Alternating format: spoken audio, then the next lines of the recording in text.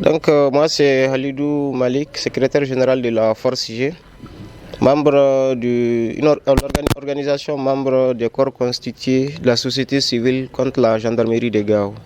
Comme vous pouvez le constater, depuis le mercredi 18 janvier 2023, nous avons rédigé un manifeste que nous avons remis au gouverneur de la région de Gao par rapport à certains comportements antidéontologiques de certains agents de la gendarmerie qui se matérialisent par plusieurs faits, dont la détention de plus de 4 mois de certains détenus, la falsification, la manipulation de certains PV, l'abus de pouvoir.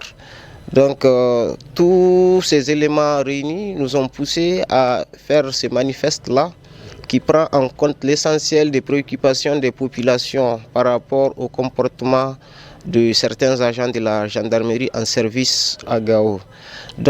C'est ce qui justifie la coalition qui a vu le jour, qu'on appelle le corps constitué de la société civile contre la gendarmerie.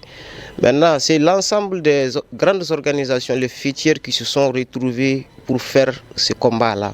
Il y avait un seul porte-parole qui faisait passer tous les messages. Entre autres, il y avait des syndicats, des organisations de jeunes, des femmes, des chauffeurs. Bref, il y avait toutes les couches de la société qui étaient représentées au sein de cette coalition. Nous avons fait plusieurs rencontres avec l'imam, avec le gouverneur, le commandant de zone, pour trouver une solution pacifique à cette situation qui nous préoccupe et qui préoccupe nos populations. C'est pourquoi nous avons jugé nécessaire de mener la lutte à terme. Et Dieu faisant bien les choses, nous avons pu la mener à terme puisque les agents dont les noms ont été signés ont été affectés vers d'autres horizons.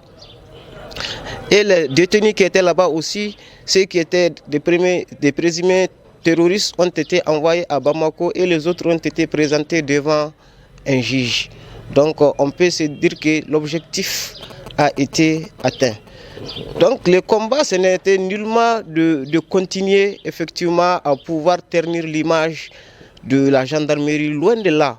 C'était au contraire de faire de telle sorte que la gendarmerie ainsi que toutes les forces de défense et de sécurité puissent garder intacte leur réputation et continuer effectivement à développer la collaboration qui existe déjà entre la population, les femmes, les jeunes et autres là, et les forces de défense et de sécurité, afin qu'elles puissent mieux faire leur mission régalienne. C'est pourquoi nous avons jugé nécessaire effectivement de mener ce combat-là. C'est vrai que nous avons mené ce combat à terme, mais il reste encore beaucoup d'autres problèmes qui demeurent encore à Gao, auxquels nous allons nous y atteler dans les jours à venir, Inch'Allah.